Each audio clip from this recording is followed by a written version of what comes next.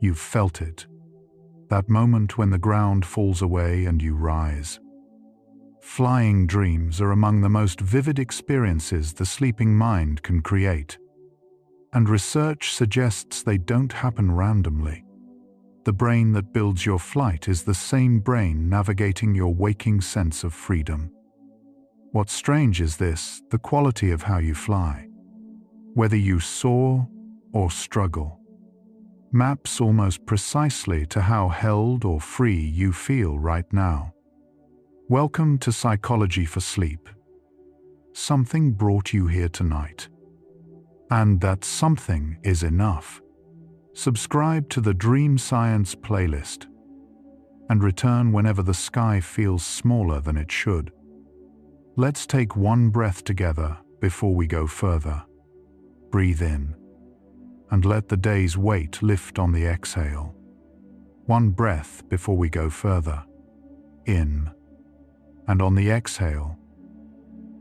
You're floating in the space where waking ends, where the sky holds no ceiling and the mind slowly, gently releases what it carried here.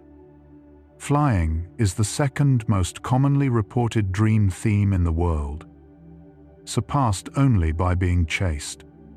Studies across multiple cultures, from North America to East Asia to Sub-Saharan Africa, consistently find that somewhere between 30 and 40% of people report having had at least one flying dream in their lifetime. This universality is itself remarkable, despite enormous differences in culture, language, and lived experience. The image of the self rising into open air appears in dreams with striking regularity. Researchers believe this cross-cultural consistency points to something structural, something in the architecture of the sleeping brain itself, rather than any learned symbol. The question isn't whether you've flown. The question is what the flight was like. The brain region most consistently active during flying dreams is the motor cortex, the same region that coordinates physical movement while awake. Neuroimaging studies of REM sleep show activation patterns in the premotor and supplementary motor areas during vivid movement dreams, including flight. This means that when you dream of flying, your brain is not passively receiving a movie. It is, in a real sense, rehearsing motion. The motor system generates the experience of lift, of arm extension, of adjusting your angle against imagined wind resistance. The body, paradoxically, stays still. But the brain is doing something close to what it does when you are actually moving through space, simulating freedom with the full machinery of action. REM sleep, the stage most associated with vivid dreaming, involves a fascinating internal contradiction. The brain becomes highly active, often more active than in light waking states, while the body enters a state of near-complete muscular paralysis. This paralysis, called REM atonia, is generated by brainstem circuits that inhibit motor neurons, preventing you from acting out your dreams. Flying dreams emerge from precisely this gap. The motor system simulates movement. The spatial processing centers construct an environment, but the body remains anchored. Some researchers have described REM sleep as the mind's flight simulator, a space where the self rehearses experiences it cannot or does not have while awake, including the experience of being utterly unbound. The vestibular system, the inner ear's balance and spatial orientation network, plays an underappreciated role in flying dreams. During REM sleep, input from the vestibular organs continues to reach the brain, even though the body is still, Some researchers propose that the brain, receiving vestibular signals without corresponding physical movement, constructs dream scenarios that make sense of the mismatch. Floating, falling, and flying may all be partly the brain's interpretation of ambiguous vestibular input during sleep. This is why many people report the physical sensation of flying dreams as unusually real. The body's own spatial processing machinery is involved. The feeling of altitude, of tilting in the air, of banking into a turn. These sensations are generated by systems that normally navigate the physical world. Continuity hypothesis is one of the major frameworks in dream research. It proposes that dream content reflects the concerns, emotions, and unresolved tensions of waking life. That dreams don't invent new problems. They rework the ones that already exist. Under this framework, flying dreams are not escape fantasies. They are the mind's nightly audit of how much freedom the waking self actually has. Frequent, effortless flying dreams tend to correlate with periods when people report feeling more autonomous, more in control, more capable of navigating obstacles. Difficult flying, struggling to stay airborne, hitting ceilings, being pulled back down, tends to emerge during periods of felt constraint. The sky, in this reading, is not a destination, it is a mirror. Carl Jung interpreted flying dreams through the lens of individuation, the lifelong process of becoming more fully oneself. In his clinical notes, Jung observed that patients moving through productive periods of psychological growth often reported clearer, more unobstructed flying dreams. He distinguished between two types: compensatory flying dreams, which arise when waking life feels too constrained and the unconscious generates freedom as counterbalance, and prospective flying dreams, which emerge when the psyche is genuinely expanding, testing new capacities. This framework remains speculative. It cannot be directly tested by neuroimaging, but the experiential distinction between flight as wish and flight as growth has been echoed in more recent clinical and phenomenological research. Something in the sleeping brain knows the difference between escaping and becoming.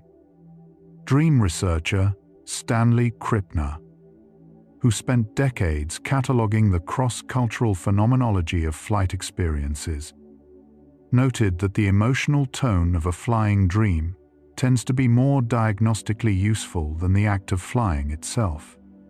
Two people may dream of flying in the same week. One experiences exhilaration, wide, open sky, effortless speed, the sense of being seen from above. The other experiences anxiety, straining to stay up, afraid of falling, looking down with vertigo. Both are technically flying. The content is similar, but the emotional signature is different. And that difference, Krippner argued, tracks something real about the dreamer's psychological state at the time. What matters is not that you flew. What matters is how it felt to fly. Lucid dreaming, becoming aware that you are dreaming while the dream continues, is more commonly reported during flying dreams than almost any other dream type. Researchers believe this is partly because the impossibility of flight provides a natural reality check at some level. Something in the sleeping brain recognizes that flight is not physically possible, and this recognition can trigger lucidity. In lucid dreaming research, Flight is often used as a first skill to practice. Not because it is the easiest, but because the experience of consciously choosing to fly appears to have distinct psychological effects. Participants in lucid dreaming studies who practiced intentional dream flight reported increased feelings of self-efficacy and a reduced sense of external constraint in follow-up waking assessments. The height at which you fly in a dream carries consistent patterns across reported cases. High-altitude flying, above clouds, over entire landscapes, tends to accompany feelings of perspective, clarity, and reduced emotional reactivity. Low-altitude flying, navigating close to the ground, around buildings and trees, tends to accompany heightened engagement with ordinary concerns. Neither altitude is better. Low-altitude flight is not worse dreaming.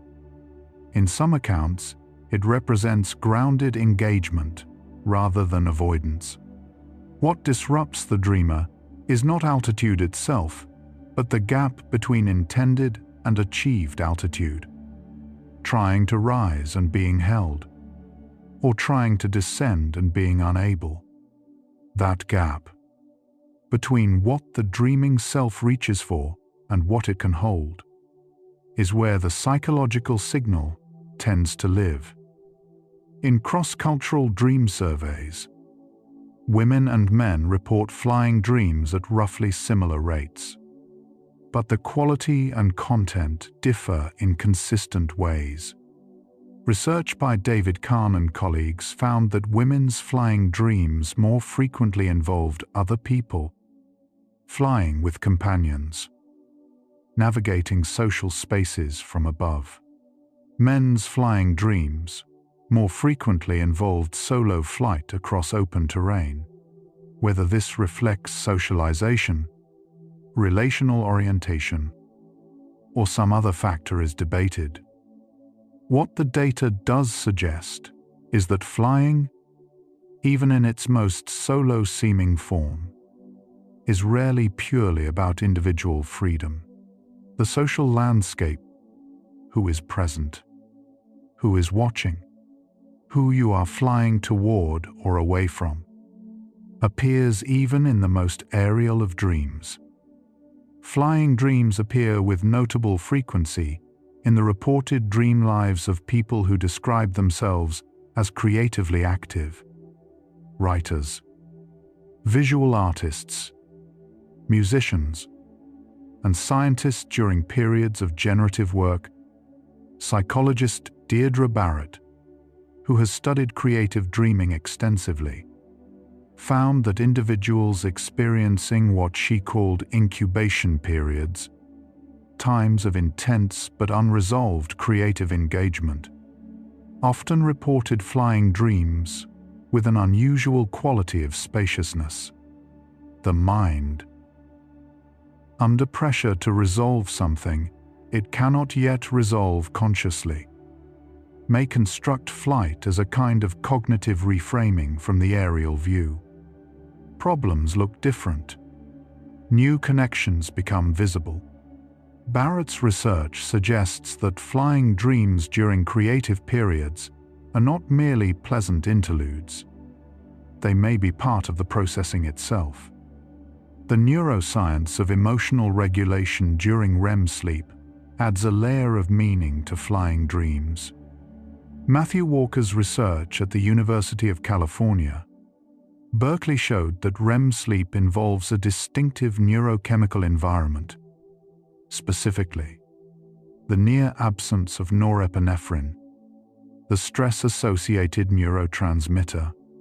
This creates conditions in which emotionally charged memories can be reprocessed without re-triggering the original fear or anxiety.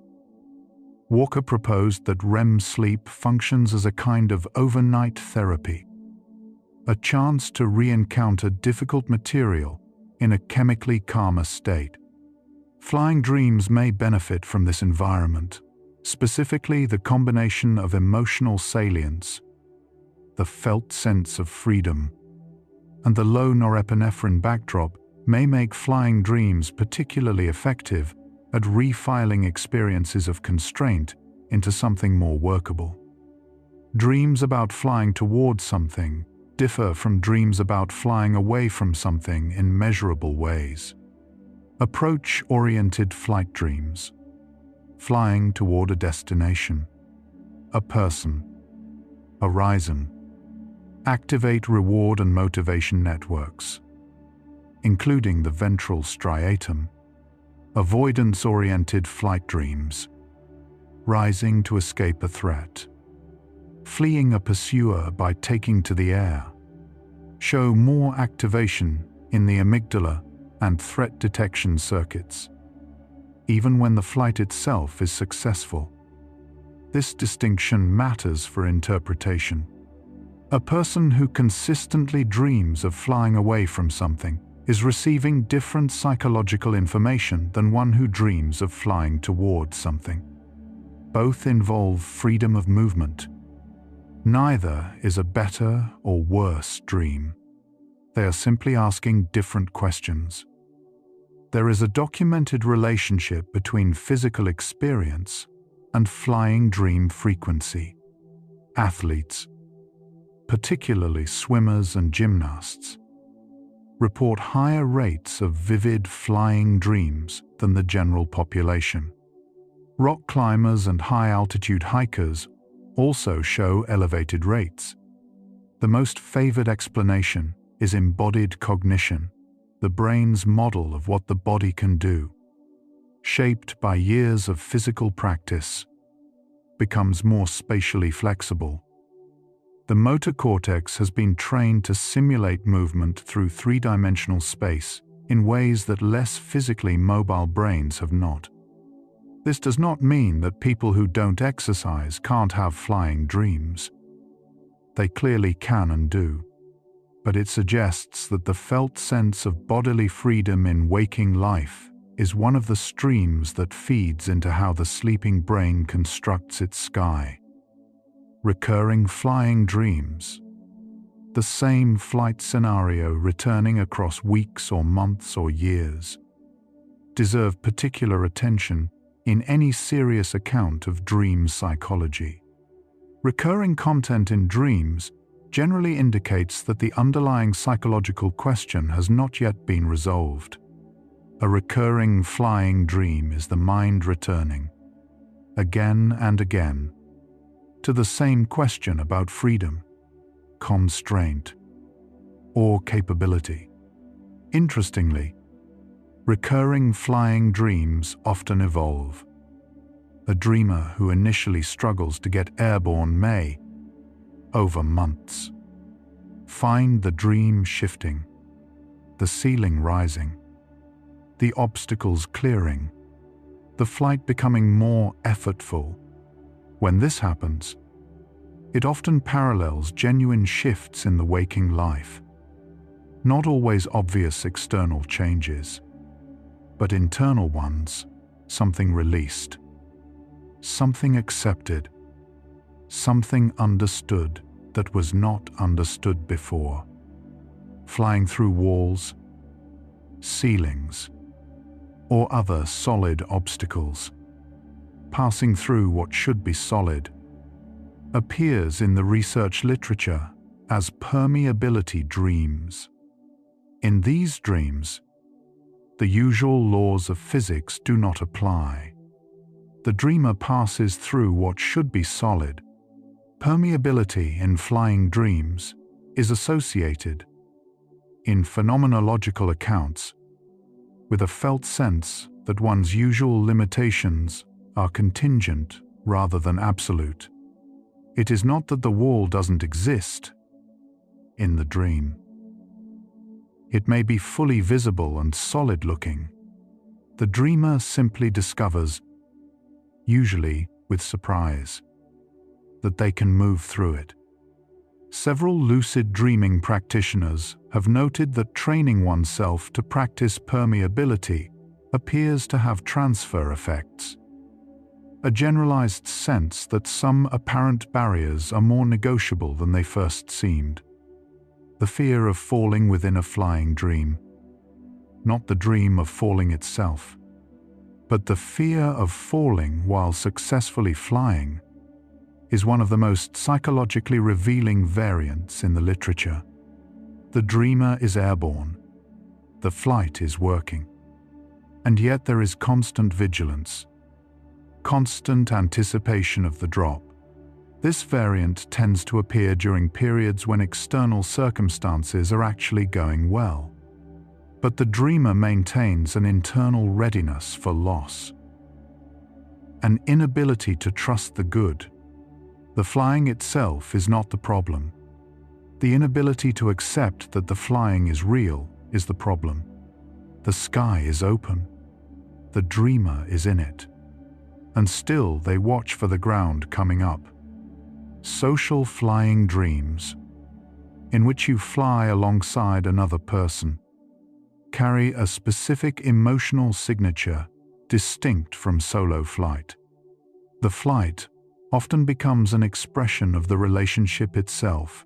Flying together smoothly mirrors relational ease and mutual support. Flying at different speeds or heights mirrors asymmetry. One person unable to fly, while the other soars, mirrors feelings of disparity. Couples who both actively track their dreams report that flying dreams in which a partner appears often have a diagnostic quality. They reflect something true about the dynamics that waking interaction had not yet named. Dream researcher Alan Siegel noted that the flying dream, when it involves another person, becomes a kind of relational X-ray. The sky reveals what the living room hides. There is a well-documented link between flying dreams and states of psychological transition. Major life changes, leaving a job, ending a relationship, moving somewhere new, completing a long-term project, are often accompanied by an increase in flying dream frequency. The mind, navigating the open space between what was and what comes next, constructs that openness, literally. Transition periods are neurologically significant. The brain is updating its model of who you are and what is possible for you. This updating process, involving memory consolidation, identity schema revision, and emotional processing, happens substantially during REM sleep. Flying dreams during transitions may be less about the content of what's changing and more about the felt sense of moving through open space, of no longer being where you were. Children report flying dreams more frequently than adults in cross-sectional surveys. The rate appears highest in early childhood, declining through adolescence, and stabilizing at a lower rate in adulthood. Some researchers attribute this to the relative fluidity of the child's sense of physical limitation the younger the child. The less consolidated the internal model of what bodies can and cannot do. Others point to the lower narrative constraint in children's dreams. Adult dreams follow more logical, socially scripted structures, while children's dreams are more physically elastic. Across the lifespan, flying dream frequency tends to correlate inversely with a felt sense of constraint.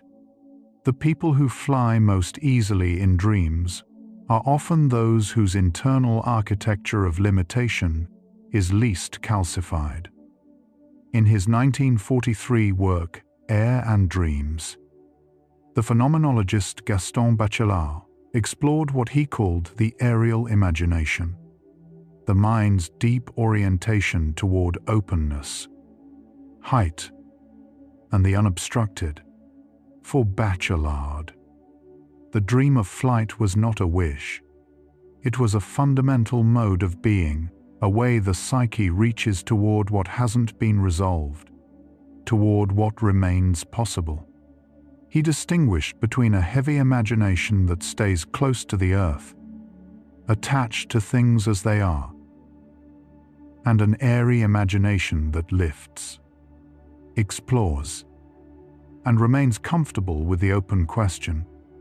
What's striking now, decades after Bachelard wrote, is how precisely his phenomenological observations anticipate what sleep science has been gradually demonstrating. The capacity to fly in dreams is not fantasy. It is a readout of how freely the mind inhabits its own possibility.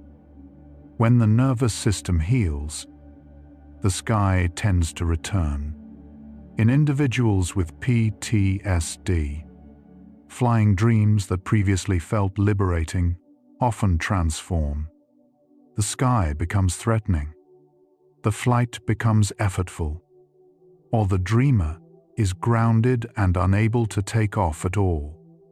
The threat detection system, remaining hyperactive into sleep, colonizes even the most freedom-associated dream scenarios.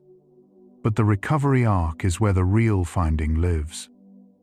Treatment approaches including EMDR and trauma-focused CBT show, alongside symptom reduction, a frequent and unsolicited return of positive dream flight.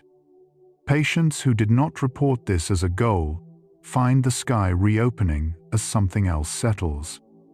The sky the nervous system builds is, it turns out, one of the more faithful indicators of how safe the nervous system has finally begun to feel. One of the most consistent findings in the flying dream literature is the relationship between dream flight difficulty and self-efficacy. The belief that one is capable of producing desired outcomes. Albert Bandura's self-efficacy research identified that individuals with high self-efficacy approach obstacles differently, they expect to clear them. People in periods of high self-efficacy consistently report more effortless flying dreams. People in periods of low self-efficacy report more disrupted flight, grounding, obstacles, failed attempts to rise. The sleeping brain is not generating these differences to be poetic. It is working with the same core material it works with during the day, the fundamental, deeply held sense of whether you are someone who can get off the ground when you decide to try. The moment of takeoff in a flying dream, the transition from ground to air, is reported as the most emotionally charged moment in flight dream phenomenology.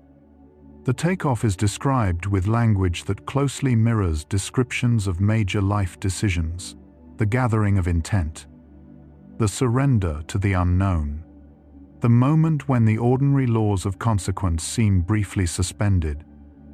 Dream researchers have proposed that the takeoff moment may be where the dream is doing its most significant psychological work, rehearsing the experience of releasing the ground, of trusting the air, of discovering that what seemed impossible is, at least here, actually possible.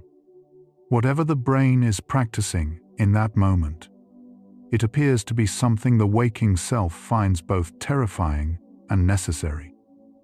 What the first 25 facts have mapped is something larger than a catalogue of flight phenomena. They have traced the outline of a question your sleeping brain returns to, in one form or another. Every time the ceiling disappears and the body rises, how free am I? Really? Not in the abstract, not philosophically, in the particular configuration of this life, with these constraints, with this history. How much of what holds me down is the world? And how much of it is something I am still learning? I can loosen. The sleeping brain does not pose this question to torment you. It poses it because it is trying to help you answer it. One night, one flight, one small loosening at a time. The research that carried you here tonight wasn't choosing flying arbitrarily. It was mapping something the nervous system measures continuously. How much of the available sky you are actually using. And the accuracy of that mapping is, by any measure, remarkable. Your sleeping brain is painting your actual landscape of freedom in brushstrokes you can almost read. Let that land wherever it needs to. What the research hasn't touched yet, and what carries you from here, is what happens inside the sleeping brain when the ceiling moves. Not why it's there, why it changes. The prefrontal cortex, the seat of executive function, self-monitoring, and goal-directed behavior, becomes significantly less active during REM sleep, including during flying dreams. This deactivation is partly what makes dreams feel so real and unconstrained. The part of the brain that ordinarily checks whether something is possible or appropriate is offline. In flying dreams, the internal sensor that spends waking hours evaluating what you are and are not capable of has gone quiet.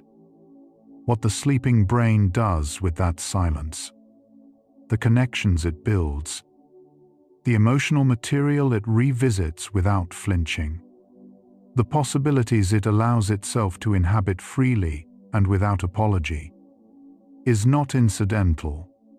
It is the whole point of the opening. Dream, lucidity, and flying share a neurological overlap worth examining. When dreamers become lucid, aware they are dreaming, there is a measurable increase in gamma wave activity in the prefrontal cortex. This partial reactivation is enough to know this is a dream, without collapsing the dream entirely. Interestingly, the conditions that produce lucidity, the dreaming mind catching its own impossibility mid-flight, reveal something about the waking mind too. Its monitoring system is always looking for what doesn't fit. Flying dreams catch it looking. And the waking mind, once it realizes what it has found, overwhelmingly chooses to keep flying rather than stop. Hitting an invisible barrier mid-flight, a ceiling that prevents further ascent, is one of the most commonly reported obstructed flight motifs across cultures. In Western psychology, ceiling dreams are often linked to glass ceiling experiences, the felt presence of a limit that exists but cannot be named or seen. The motif appears in multiple traditions, though the nature of the ceiling varies: a cultural boundary, a social expectation, an internal conviction of inadequacy. What stays consistent is the dreamer's experience, reaching toward something, feeling the approach, and then encountering the stop. The ceiling is not usually seen before it is felt, which is, many people quietly recognize, exactly how real ceilings work. Gravity in flying dreams is not constant. Wide variation in dream gravity has been documented. Some dreamers report barely being able to lift off, fighting for each inch of altitude. Others describe floating as effortless as breathing. The experience of variable dream gravity maps, in reported accounts, onto fluctuations in felt agency and energy in waking life. Periods of low energy, high obligation, or heavy emotional load tend to produce heavier dream gravity. Periods of rest, reduced obligation, or felt progress tend to produce lighter dream gravity. The brain is not consciously generating these correlations. It is simply using the most accurate physical metaphor available for the experience of being pulled down by the life you are currently carrying. Flying dreams in older populations show a specific and moving pattern. Research on dream content in people over 65 finds that flying dreams, when they occur, are more frequently described as peaceful and unobstructed than in younger cohorts. Some researchers attribute this to the psychological work of late life, the gradual reduction of social roles, obligations, and identity investments that characterizes healthy aging. As the accumulated structures of a busy adult life fall away, the sky the sleeping brain builds, apparently, clears. There is something in this worth holding. The sky that was crowded at 40 may be genuinely open at 70, not as loss, but as a kind of earned lightness that the younger self was still too busy to find. The body you carry into sleep does not disappear once your eyes close. How you lie, whether on your back, open to the ceiling, or turned sideways, feeds signals to the same vestibular system that builds your altitude. Supine sleepers, studies find, tend to report flying dreams with notably higher altitude and greater feeling of open sky than prone or side-lying sleepers. The supine position generates different proprioceptive feedback to the brain, and this feedback influences how the sleeping brain constructs spatial experience. It is one of the many ways the body's physical state at sleep onset leaks into the emotional content of what follows. The sleeping brain does not float free of the body. It works with what the body is doing. The specific fear of heights in flying dreams is experienced differently by waking acrophobics and non-acrophobics. People with waking acrophobia report that their flying dreams often involve the same visceral fear of altitude as their waking experiences.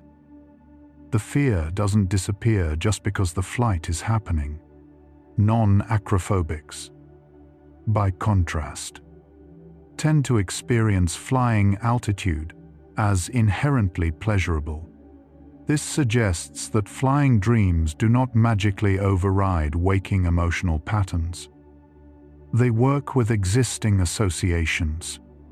The dream of flight is subject to the same emotional templates that govern waking experience, which is why, for some people, the experience of flying is never fully free of the vertigo that lives there, whatever the altitude. Dream content analysis studies consistently find that flying dreams are more positive in emotional valence than the overall average of dream content.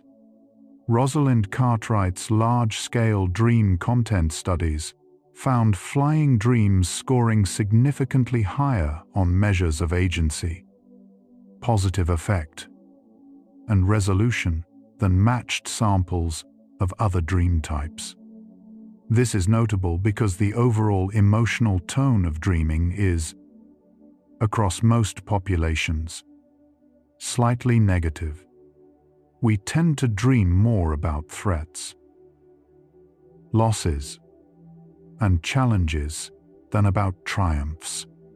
Flying appears to be one of the dreamscape's more consistent bright spots, a place where the default negativity bias that serves waking survival is, at least sometimes, suspended, and something like pure forward motion becomes briefly available. Memory in flying dreams works differently than in most other dream types. Flying dream content tends not to replay specific memories. Flying rarely involves literal reenactment of past events. Instead, flying dreams draw on emotional memory, the felt sense of previous experiences of freedom, constraint, success, or limitation, without reconstructing those experiences in their original form. This gives flying dreams a particular quality. They feel deeply personal and emotionally accurate. But they are often not literally autobiographical.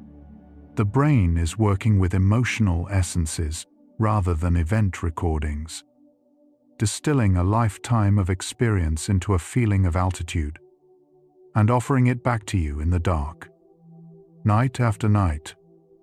Some of the most striking observations about flying dreams come from psychotherapy records.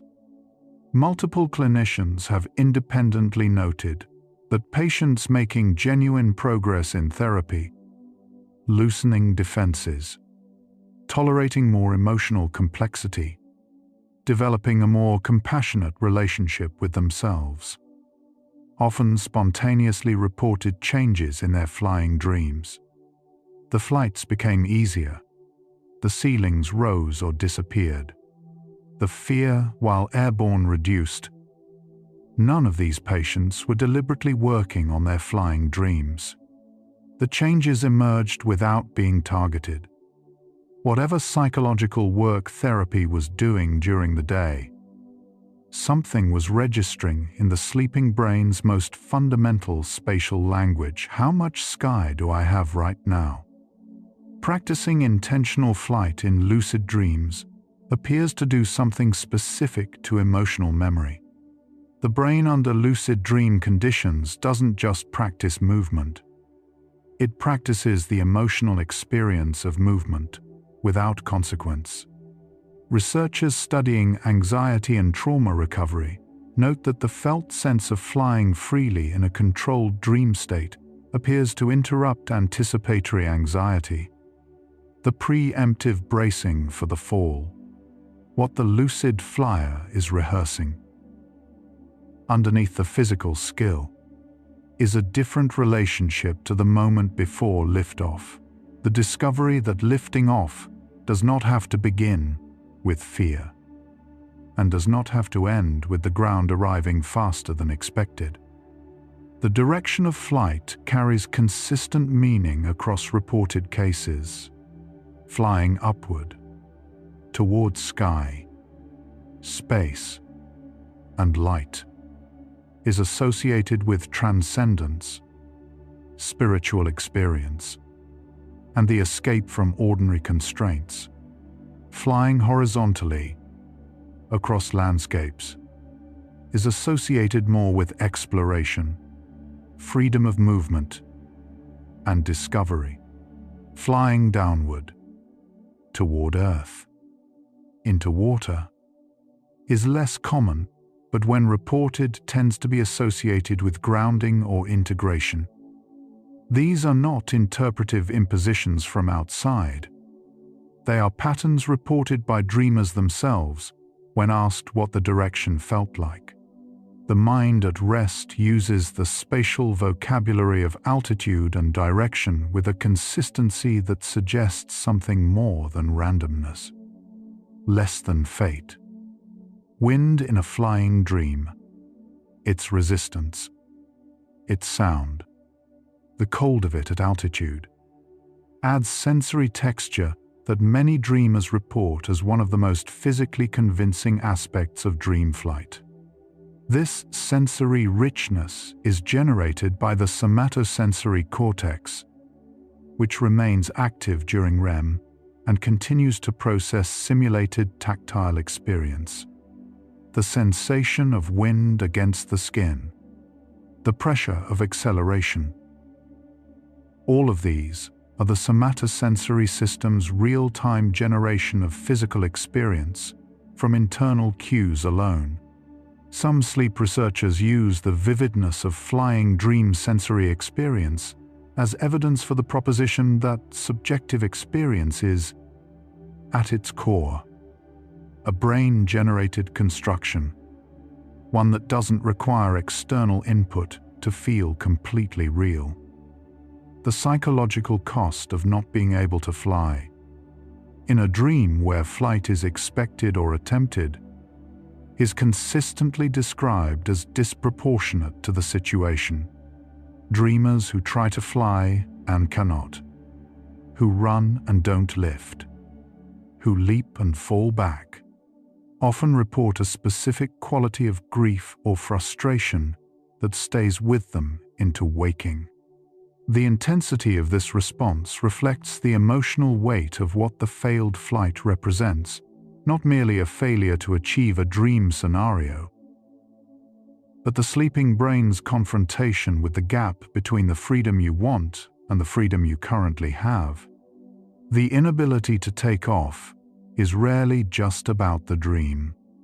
It is the sleeping brain's way of naming something that already hurt.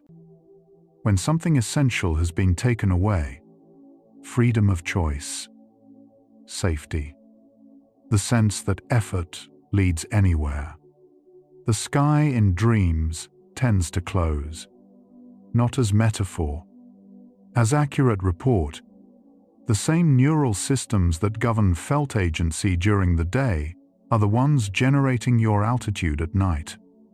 When agency is compromised by illness, grief, overwhelm, or exhaustion, these systems destabilize together. The brain registers this directly. The sky does not close as punishment. It closes as an accurate report of the internal weather. And weather, as any dreamer knows who has watched the sky open again, can change. Sleep paralysis, which often accompanies REM sleep transitions, intersects with flying dreams in a documented way. Some individuals who experience sleep paralysis report that the temporary inability to move occasionally resolves into a sensation of floating or flight rather than distress. Researchers suggest this reflects the vestibular system's persistent activity at the sleep-wake boundary, generating spatial sensations the waking mind interprets through its nearest available framework.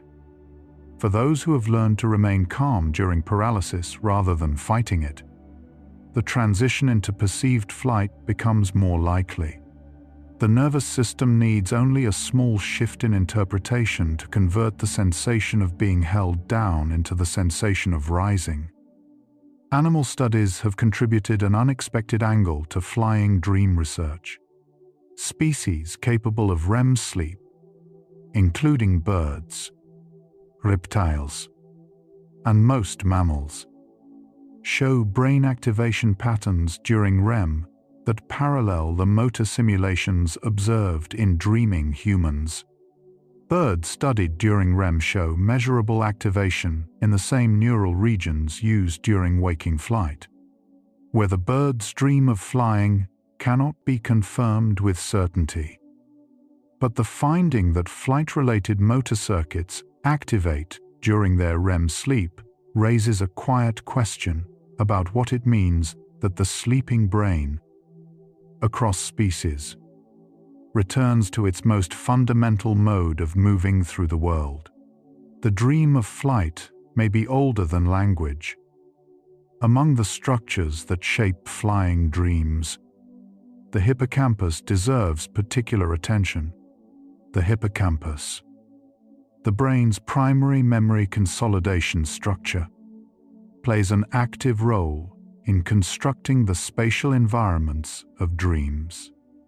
During REM sleep, hippocampal place cells, which normally fire to track physical location, activate in patterns suggesting they are replaying and reconfiguring spatial information. Flying dreams, which involve particularly rich spatial construction, may require more hippocampal activity than most other dream types.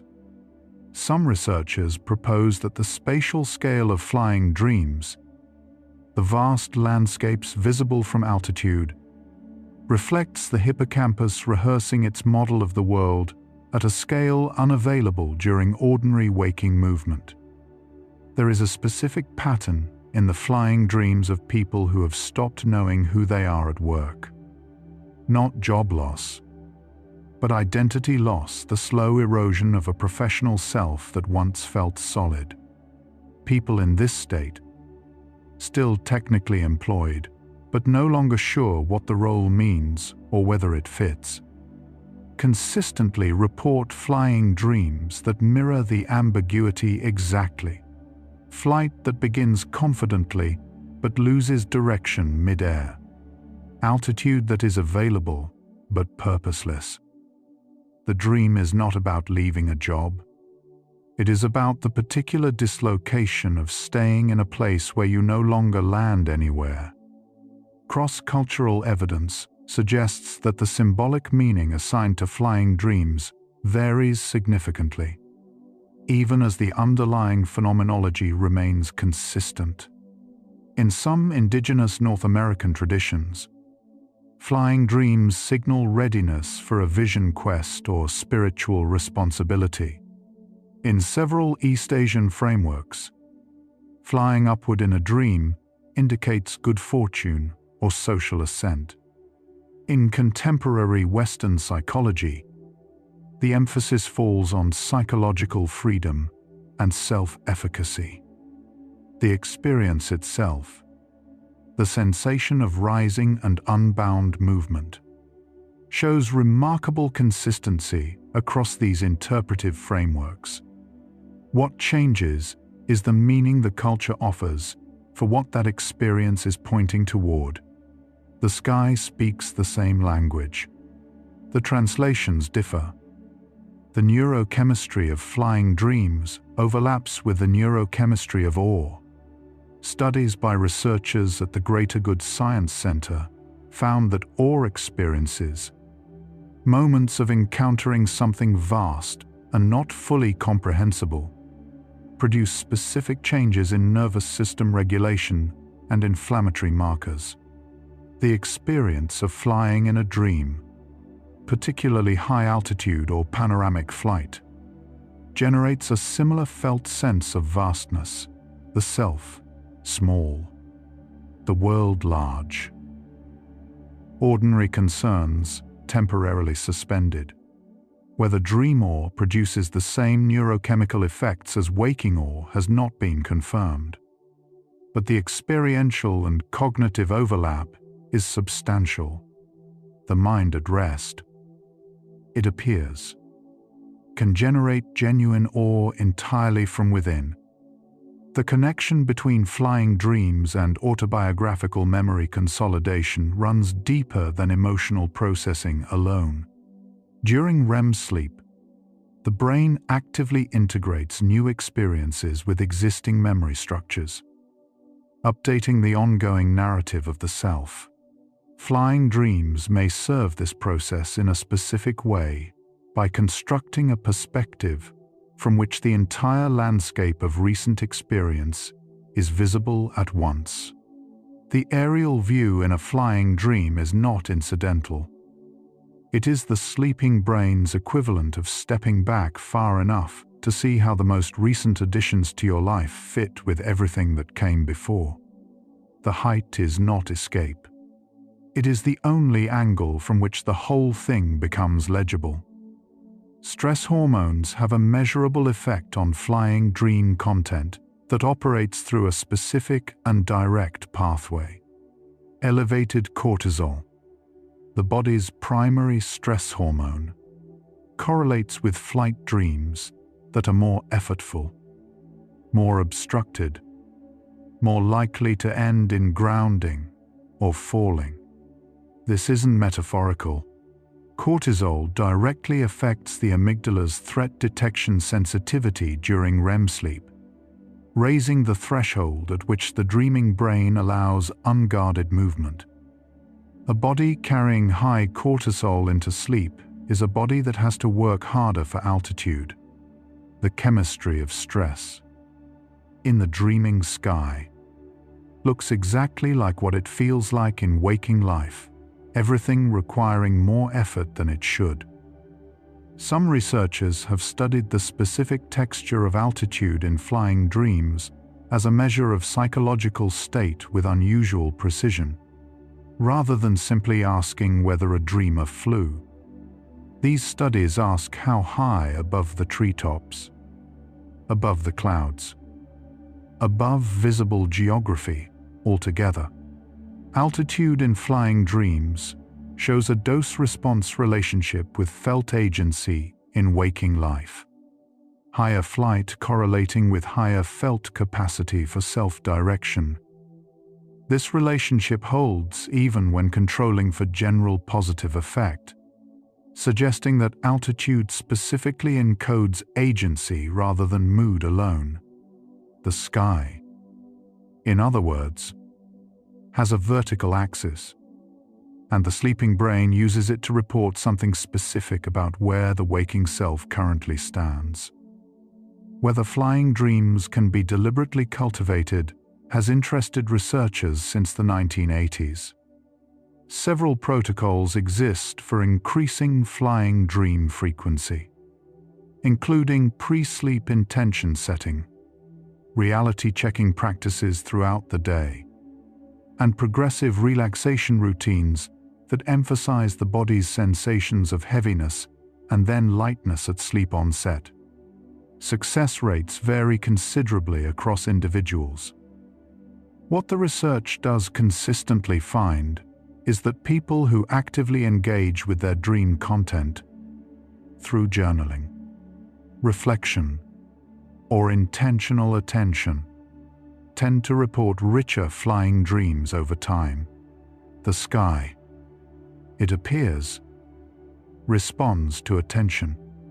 What you choose to notice in the dark is, at least in part, what the dark learns to show you.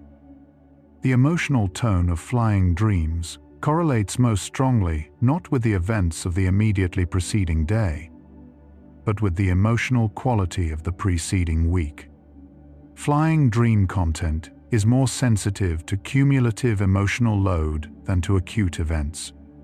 A single difficult day may not ground you in your dreams. A week of accumulated constriction tends to. The sleeping mind takes a longer view than waking attention usually allows, integrating the emotional texture of an entire span of living and rendering its patient, unhurried assessment across the full arc of how things have actually been going. Somewhere in the last stretch, the science stopped describing a phenomenon and started describing a person. You're flying. The ceiling you hit at a specific altitude, the effort it takes to stay airborne right now, the direction you've been pulling toward or running from. That shift is the whole point of the research. The pattern underneath all of it keeps returning to the same place you have been flying in dreams your entire life. And the sky has been faithful. It has shown you exactly where you are, not as punishment, as information. Let your breath settle where it needs to. The science stops describing the flight now. It starts describing you. The psychological capacity that most consistently predicts smooth, unobstructed flying in dreams is not happiness, success, or good circumstances. It is something more specific: tolerance of uncertainty. Individuals who score high on uncertainty tolerance, who can remain functional and even comfortable in ambiguous, unresolved situations, report significantly more unobstructed flying dreams. The sleeping brain treats open sky as cognitively similar to open future. Both require the ability to stay airborne without knowing where you will land. The sky doesn't demand resolution. It doesn't ask that you have answers.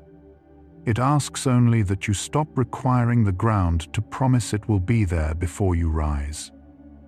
The timing of flying dreams within a single night follows a predictable arc: early night REM cycles, which are shorter and shallower, tend to produce flying dreams that are fragmented or effortful. late-night REM cycles, which grow longer and deeper as the night progresses, tend to produce the clearest, most spatially coherent flight experiences.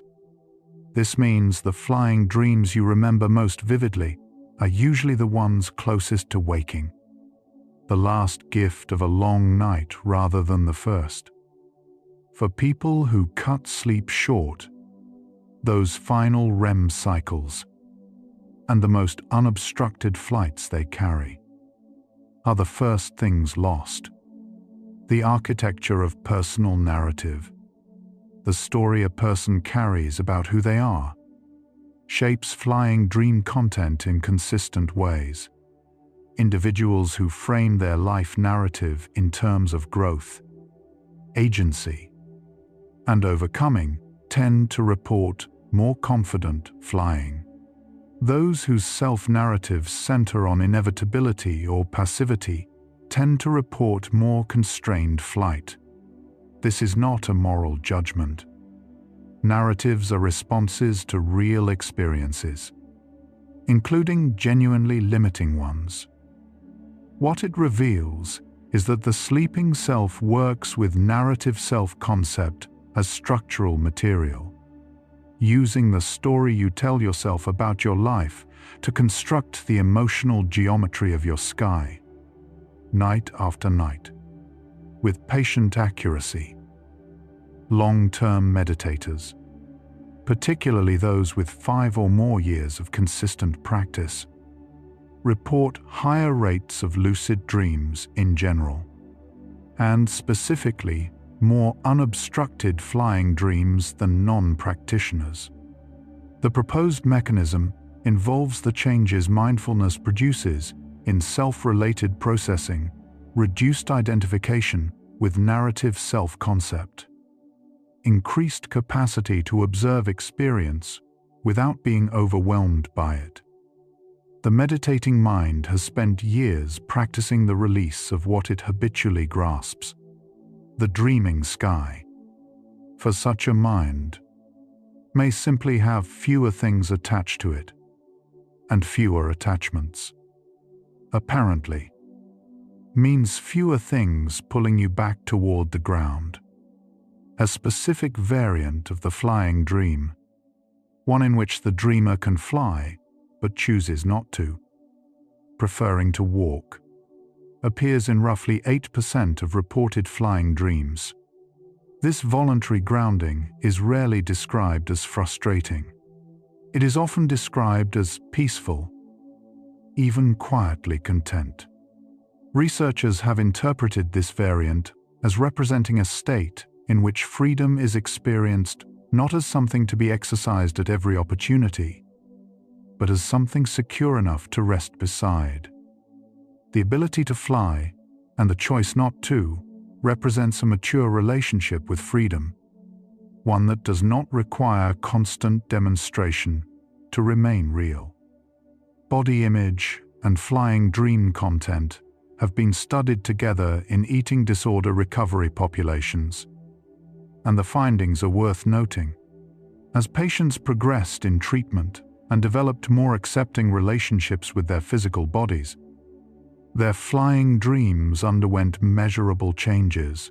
Bodies that had been heavy and effortful to lift off the ground gradually became easier to carry. The flights longer and more unobstructed. The body, in the sleeping brain's model, is not separate from the self.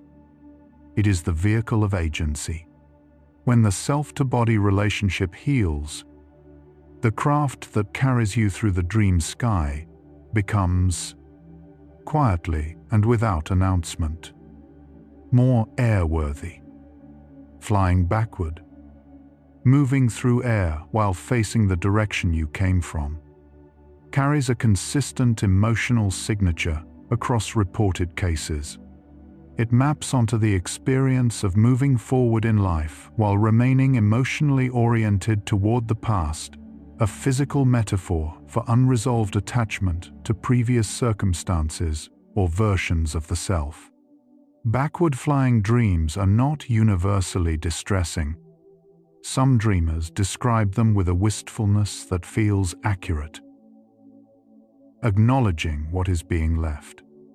Even while moving away, the mind at rest is not always calling for the backward look to end. Sometimes it is simply noting, honestly and without judgment, that the looking is still happening. Sleep deprivation has a measurable effect on flying dream quality that operates through a specific mechanism. In studies using partial sleep restriction across multiple nights, the quality of dream flight consistently declined. Flights became more effortful, more interrupted, more grounded. REM sleep is disproportionately affected by restriction, with the later REM cycles, which contain the most emotionally rich content, curtailed first. The dream experience is most likely to produce meaningful, unobstructed flying are precisely the ones that disappear when you don't sleep enough. The sky, in this sense, is a late-night gift, available only to those who stay asleep long enough to reach it. Hope, in flying dream content, does more work than the research literature has acknowledged. Positive psychology researcher Charles Snyder argued that hope is not an emotion, but a cognitive structure. Specifically, the combination of goal-directedness and pathways thinking, believing in a destination and believing you can find a route there. Flying dreams, when they go well, instantiate exactly this structure, a direction you are moving in, and a body that is capable of moving in it. Some nights the sky is simply open, not because anything external has changed, because the mind, for tonight, quietly and without ceremony, has found its route. Humans are unusual among mammals in their extensive system of voluntary motor control and their capacity for self-directed agency.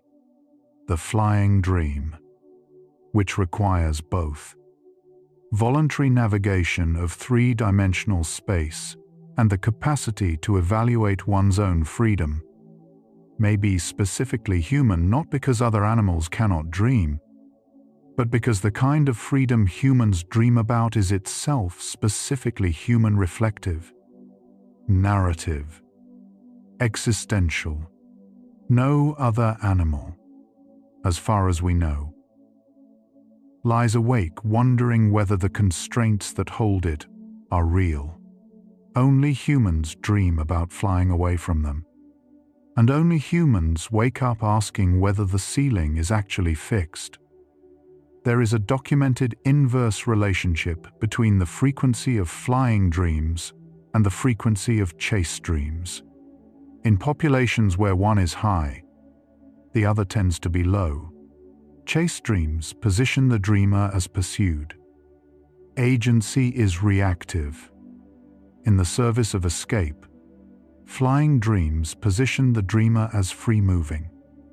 Agency is expansive.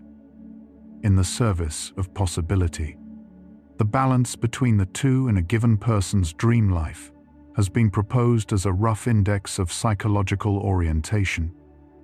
Whether you experience yourself, at depth, as someone running from, or someone moving toward what matters most. In Jungian psychology, the shadow, the disowned, unacknowledged aspects of the self, has been linked to obstructed flying dream content in several clinical accounts.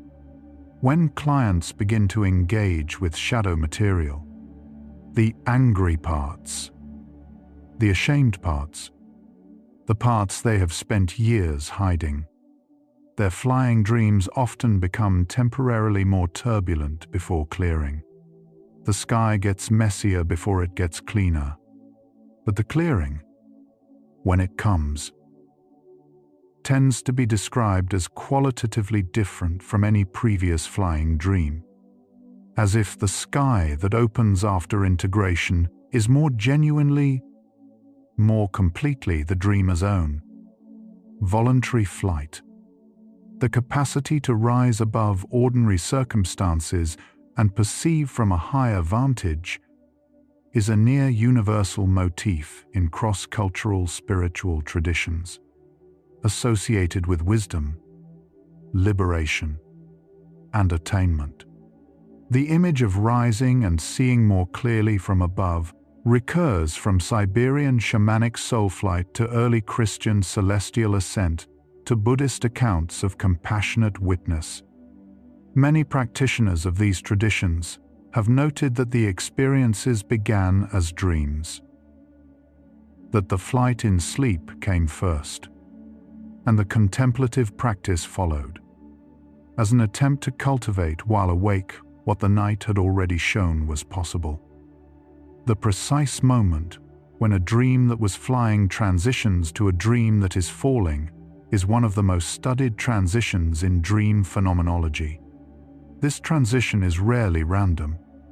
It is usually preceded by a specific change in emotional state, a spike in anxiety, a sudden doubt, a loss of the focused attention that was sustaining the flight.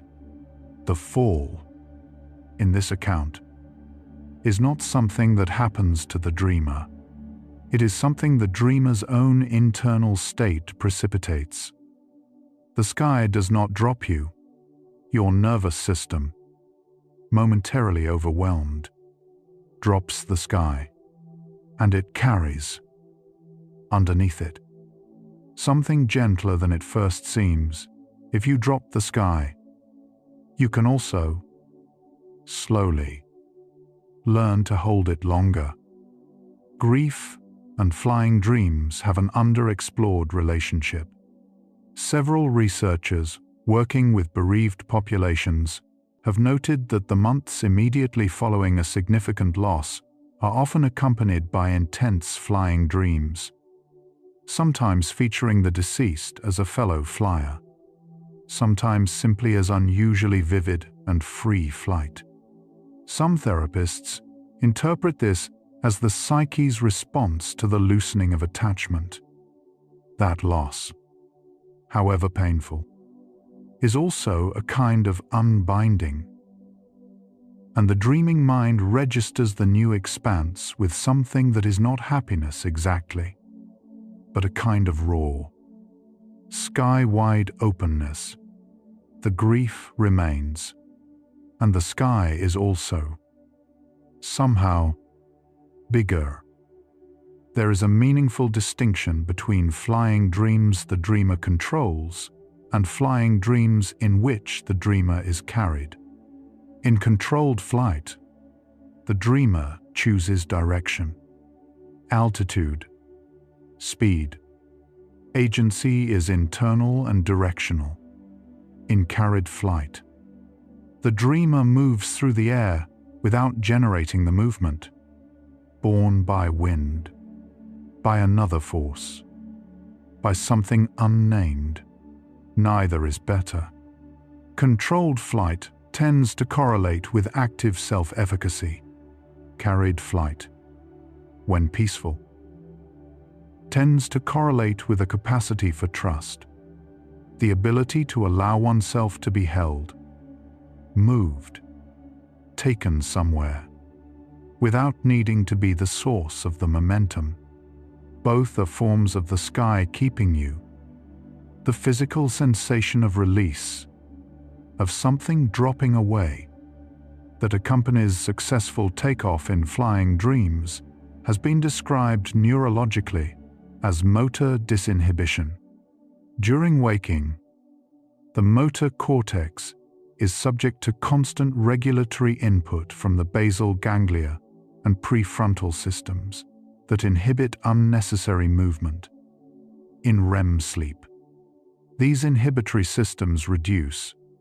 The experience of liftoff may be, neurologically, the experience of those constraints being lifted. the exhilaration of flying dream takeoff is not imagined. It is the nervous system experiencing, in simulation, what it would feel like for the ordinary boundaries on movement to be removed. It is freedom, rendered precisely. The quality of the dream sky itself, its color, light, density, and apparent weather, contributes to the emotional texture of flying dreams in ways dreamers consistently report as significant.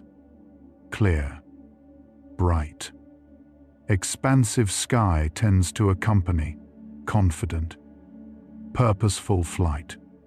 Overcast, compressed, or stormy sky tends to accompany more difficult flight. The sky in a flying dream serves as externalization of the dreamer's internal emotional weather, not necessarily their mood at that moment, but something more fundamental about their sense of available possibility. A crowded sky is not merely aesthetically unpleasant.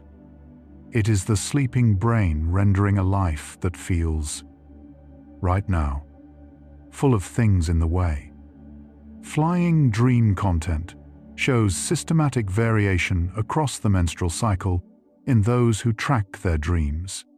Dreams during the follicular phase, the first half of the cycle, associated with rising estrogen, tend to be more expansive and exploratory, including more unobstructed flying. Dreams during the luteal phase, associated with progesterone dominance, tend to be more internally focused and sometimes more constrained. Hormonal state is one more variable, feeding into how the sleeping brain constructs its landscape of freedom. The sky is not independent of the body beneath it, and the body is not independent of the chemistry that runs through it. Flying in complete darkness, without sky, without horizon, without any visual reference point, is among the most disorienting flying dream variants. Movement without orientation, freedom without direction, knowing you are airborne but unable to know toward what. Some therapists interpret this variant as representing genuine transition, where the old coordinates have been released but the new ones have not yet appeared. The darkness is not the absence of sky. It is what comes before the sky becomes visible again. And some nights, the most honest thing the dreaming mind can offer is the experience of being in motion, in the dark, trusting the air to hold you. Altitude sickness appears in flying dreams, not physiologically, but as a psychological analog reaching heights where the territory feels too vast for the current self to hold. Some dreamers report a voluntary descent from such heights, a recognition that they are not yet ready for what is up there. This self-imposed ceiling is not experienced as failure. It is experienced as accurate self-knowledge, knowing where your limit is, and choosing to stay within it rather than pushing beyond and crashing is not the same as being limited. It is a form of care for the self that exists now. The philosopher Maurice Merleau-Ponty argued that consciousness is fundamentally embodied, that the mind does not observe the body from outside but is co-constituted with it, and that our experience of space, possibility, and freedom is always irreducibly physical. In Merleau-Ponty's terms, flying dreams are the body-mind's exploration of what freedom feels like from the inside. Not an abstract concept, but a sensory-motor experience of space opening, constraints releasing, movement becoming possible. This is why the experience of flying dreams does not feel like thinking about freedom. It feels like having it, briefly, fully, in the weightless sense of being unbound. The sleeping brain's tolerance for physical impossibility, its willingness to build and inhabit scenarios that waking logic would reject, is highest during REM sleep. REM dreaming accepts contradictions and impossibilities as given. Flying is impossible. The sleeping brain does not flag this as a problem. It builds the sky and puts you in it. This uncritical acceptance of the impossible is not a cognitive deficiency. It may be the sleeping brain's method for expanding the envelope of what the self considers achievable. That by experiencing the impossible as real, the sleeping brain is, over time, quietly revising its estimate of what falls within range. The cross-cultural universality of flying dreams coexists with remarkable individual variation in how flight is achieved. Some dreamers flap their arms, others swim through air, others simply intend upward and rise. Others run and leap and find the ground simply doesn't return. The variety of flight mechanics suggests the brain has no fixed template for how freedom should feel. It is constantly generating new versions, new embodied forms of the experience of being unbound. Freedom, the mind at rest insists, does not have a single shape. It has as many shapes as there are dreamers. What this journey has been building toward, quietly, through every fact, is a recognition that was already yours. The quality of your dream flight reflects the quality of your relationship to your own freedom. And that quality is not fixed, not free or not free in some absolute sense, free in the way available to this self, in this life. With these particular holdings and these particular loosenings, the flight is always yours, even the difficult ones, especially the difficult ones. The difficult ones are the sleeping self doing its most honest, most faithful work, 100 facts. And the one that lands quietest is this: you don't need to chase the better flight. You need to trust that the sky reports accurately. And accurate reports, even difficult ones, are a form of care. The sleeping brain looking after the waking one, night after night, in the only language available to it.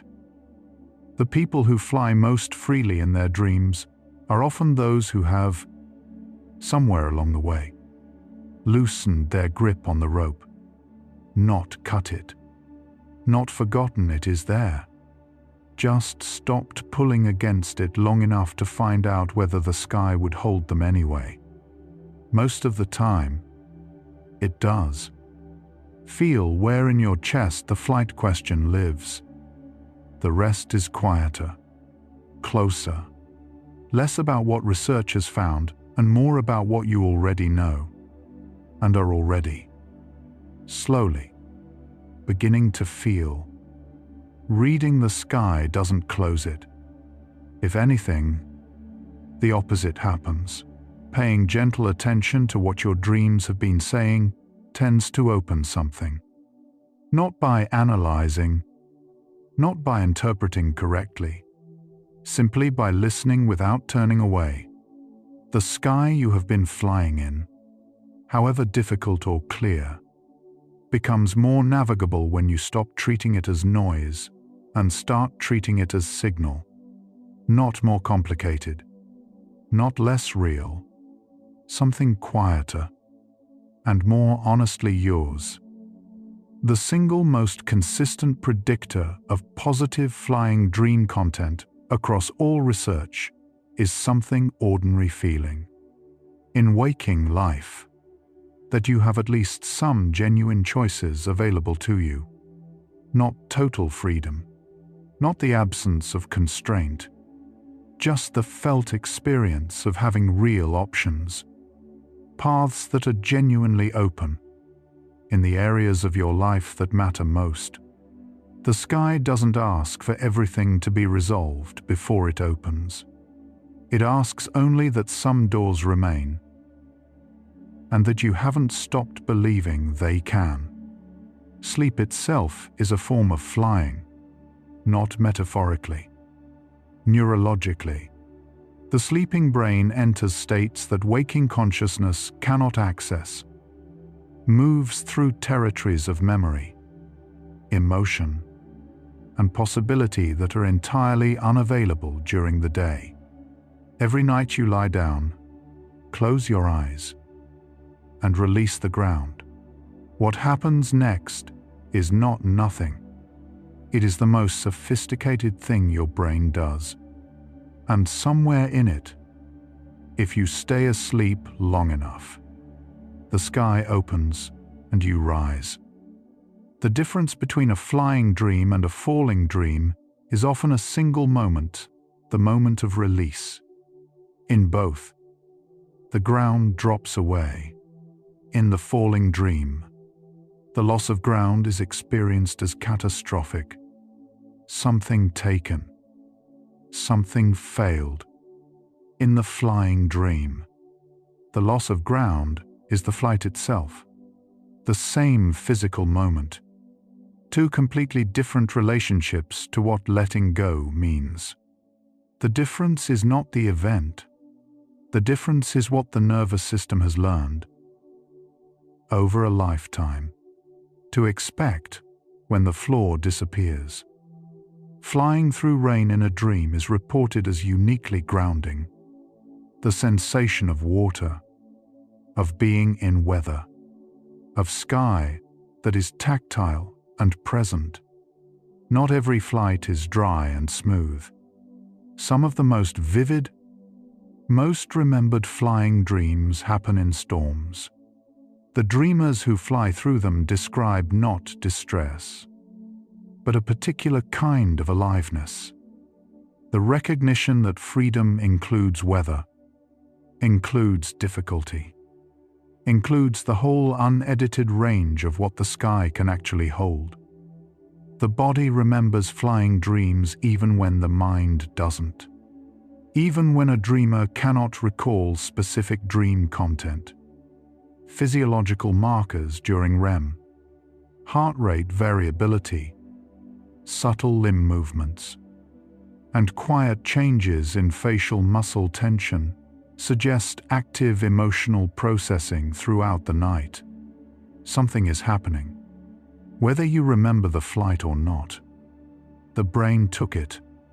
The nervous system registered the sky. Something that needed to be loosened may have, quietly and without announcement, loosened. Children draw flying dreams before they can describe them. Across multiple studies of children's spontaneous artwork, the recurring motif of a small human figure above the ground appears with striking frequency, often smiling, arms spread wide, the ground visible far below. The visual language of flying dream joy precedes the verbal language for it. Some forms of knowing, the knowledge of what it feels like to be free of the ground, are older than words and live in the body first. The dream of flying toward someone, not away from something, but toward a specific person, is among the most emotionally intense flying variants in clinical practice. Flying toward what you love, even in sleep, is not the same as flying away from what threatens you.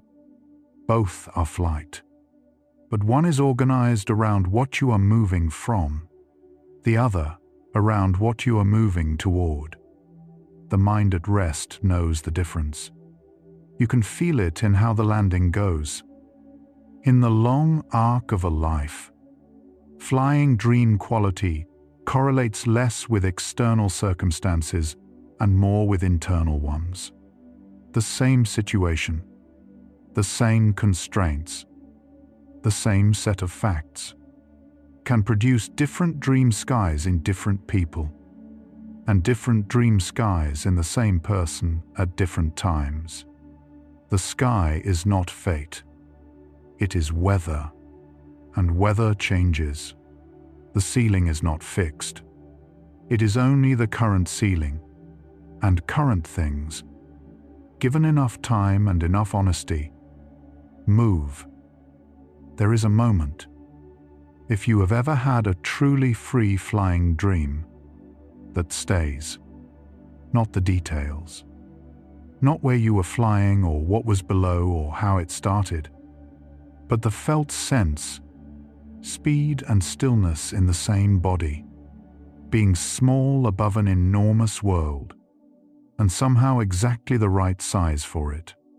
The whole sky yours, and you, effortless inside it, held by nothing but air and the sleeping mind's quiet permission to rise. That moment was not a fantasy.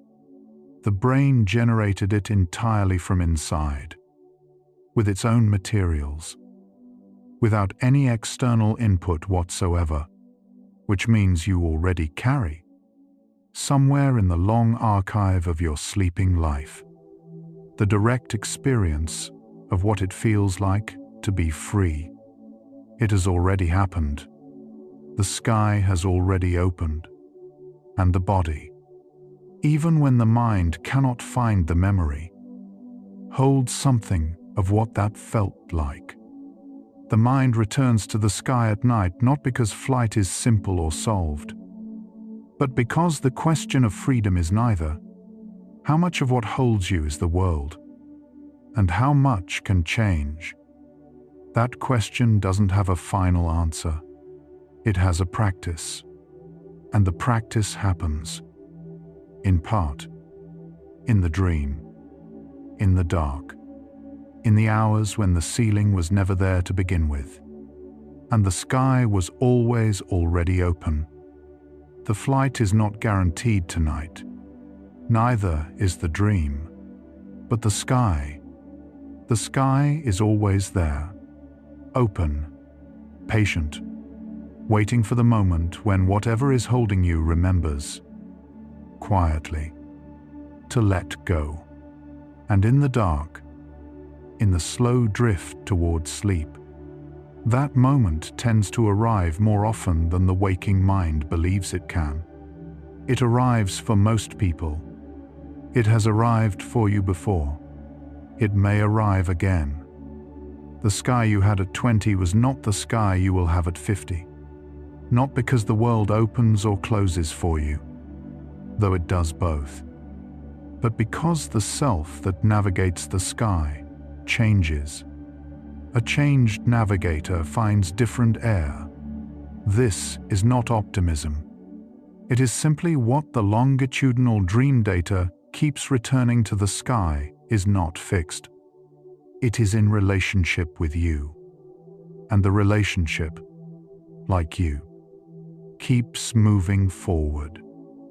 There is a specific quality to the morning after a flying dream, not always remembered clearly, sometimes only as a trace, a lightness, a sense of having been somewhere that asked nothing of you and gave something quietly back.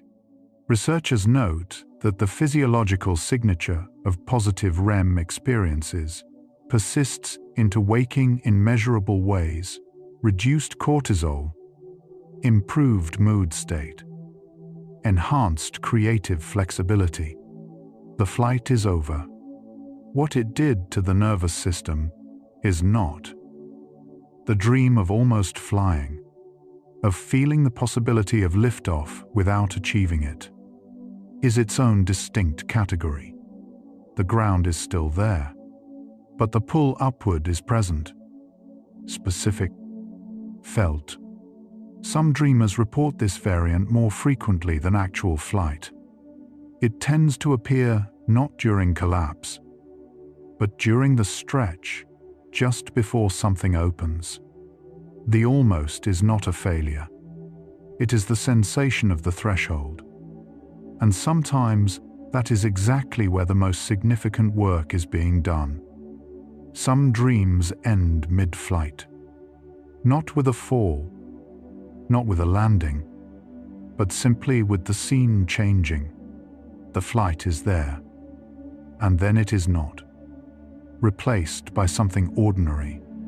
Dreamers who track this variant note that mid-flight endings tend to coincide with moments of genuine ambivalence, wanting the freedom and, at the same level of intensity, not yet ready to trust it fully. The dream does not resolve the ambivalence. It simply shows it, clearly and without judgment. What the dreaming mind does not do, across any study or clinical account in the literature, is lie. It may be imprecise. It may be symbolic in ways that resist easy reading. But the emotional truth it encodes, the weight of the gravity, the quality of the sky, is the most accurate instrument the sleeping self has for its own internal state. The flying dream is honest. That is, in the end, why it matters, and why the sky it builds for you is worth paying attention to. The brain that builds your flying dreams tonight is the same brain that will wake tomorrow and choose, in small ways, how much sky to reach for. The rehearsal does not stay contained in the dream. It leaks quietly into the day. It informs the choices. The nervous system that practiced liftoff in the dark carries something of that practice forward. A slightly different sense of what the air might hold, what the ceiling might allow. Flying dreams do not promise ease. They do not guarantee a sky that stays open, or a ceiling that never appears again. What they offer is something simpler, a starting point, where you are right now, in all its difficulty or ease, is the only place from which anything changes. The dream is not telling you where you should be. It is telling you where you are, and where you are, given enough dark and enough willingness to stay with it, is always somewhere from which movement is possible. There is a gentleness in what the research ultimately finds, not a demand to fly higher, reach further, or clear every ceiling before the alarm sounds. Simply a recognition the sky is available. It has always been available. And tonight, in whatever form it takes, clear or clouded, high or low, effortless or earned, it is offering itself to you again, without condition, without judgment, without asking anything in return. The facts are done.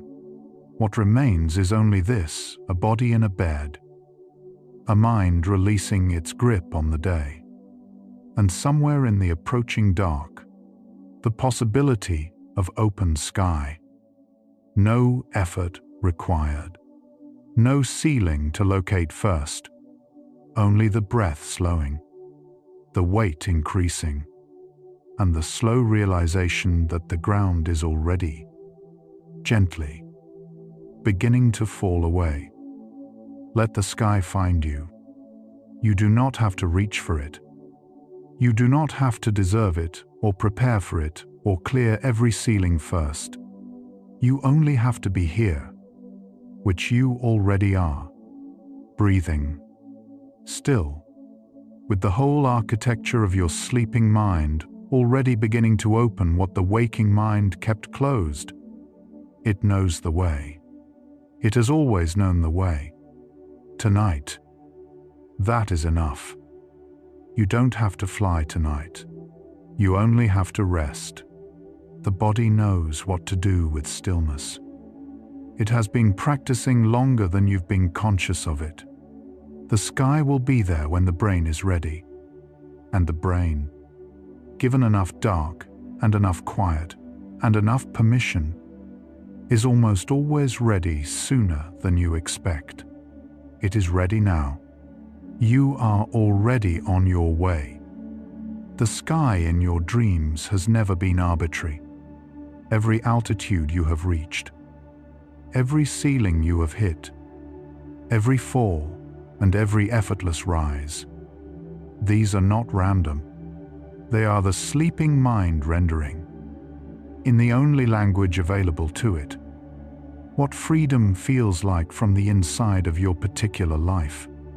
Not the freedom you wish for, the freedom you have right now. The sky has been honest with you all along.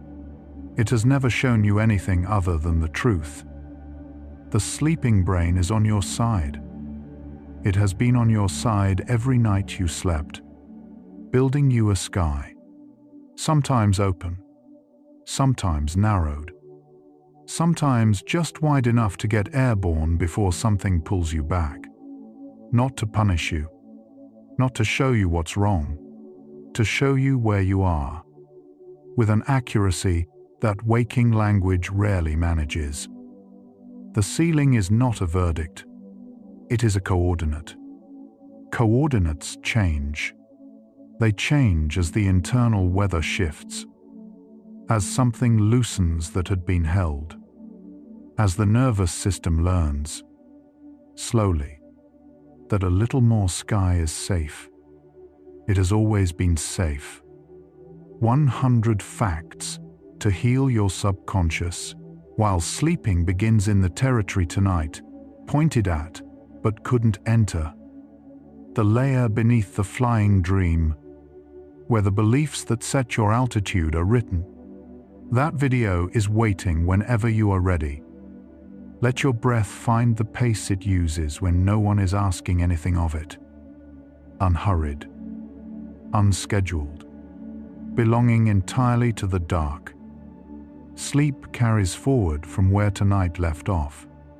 In the quiet, the mind does what it was always doing, loosening what could not be loosened at the surface, reaching what was not reachable during the day. If your thoughts are still moving, let them move. They will slow on their own. If your eyes are already closed, leave them there. Rest well, gentle mind. The sky you carry is already open, where the dream continues, and the ground is always, gently, far below. Good night.